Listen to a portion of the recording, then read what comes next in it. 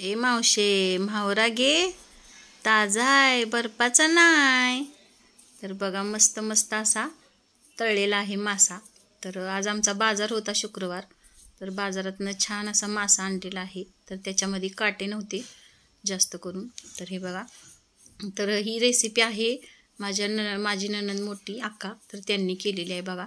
तर ही रवा घेतलेला आहे, त्याच्यामध्ये बेसन आणि थोडंसं कॉर्नफ्लॉवर मिक्स करून मग त्याच्यामध्ये गरम मसाला, हळद वगैरे वगैरे काही भरपूर मसाले असे काही काही घातलेले आहेत त्यांनी, मीठ वगैरे. आणि हे बघा कॉर्नफ्लॉवर 2 चमचे टाकलेलं आहे. तर छान कोटिंग होतं त्याने पण. आणि व्यवस्थित सगळं मिक्स करून घेतलं. माझ्या तब्येतीमुळं मला व्हिडिओ करता येत नाहीत आता थोडेसे, म्हणून त्यामुळे अक्कानं व्हिडिओ बनवलेला आहे बघा. व्हिडिओ यशने बनवलेला आहे आणि अक्का आपली मासे तळत आहे. तर छान असे मासे पहिल्यांदा स्वच्छ धुवून घेतलेले आणि नंतर त्यांना हळद मिठाचं कोटिंग करून ठेवलेलं आहे बघा अशा पद्धतीनं. आणि नंतर मग जे आपण रवा वगैरे मिक्स केलेला आहे त्याच्यामध्ये बुडवून हे व्यवस्थित असं तळून घेतलेलं आहे. चारी बाजूने रवा व्यवस्थित असा लागला पाहिजे त्याला. आणि हे बघा अशा पद्धतीनं एकसारखे छान असे बुडवून घेतले आणि सगळीकडे व्यवस्थित असा रवा कोटिंग करून झालेला आहे.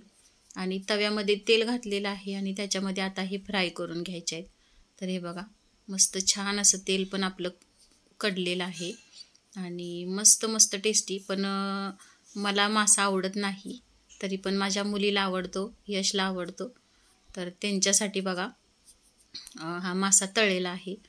आणि हे बघा अशा पद्धतीनं छान असा खरपूस भाजलेला आहे अक्कानं. तर आतनंही मस्त शिजलेला आहे तो मासा. हे बघू शकताय तुम्ही, खूप छान सुंदर असा टेस्टी दिसतोय.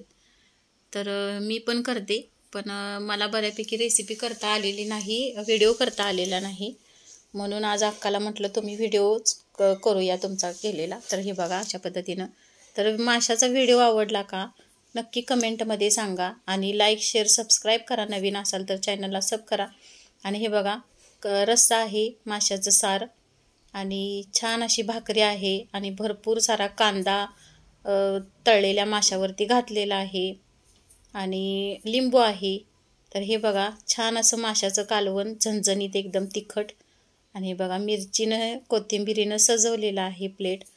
तर व्हिडिओ आवडला का नक्की कमेंटमध्ये सांगा. आणि तुम्ही खाता का मासे हे पण सांगा कमेंटमध्ये.